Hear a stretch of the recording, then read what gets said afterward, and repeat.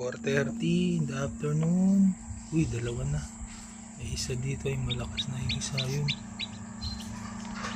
Makakawala na siya guys. Hindi lang makapush. Tulungan kaya natin, no? Help natin buksan. Pero kaya niya na yan. Malaki na siya. Sisiw na siya. Yung isa may basag na rin. Ang maganda kasi guys, pagka may isang sisiw na dito, maingay siya, naririnig nung ibang sisiw na nandun pa sa egg. Yan. Nagbawala na rin sila. Nababa na yung temperature. Yan na ulit. Medyo guys.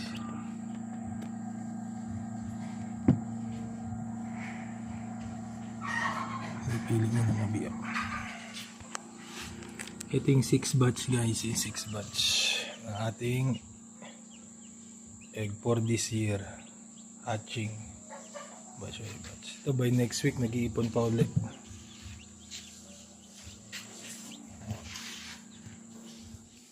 Ito na yung 5th batch 20. Ito yung 5th batch guys, malalakas naman,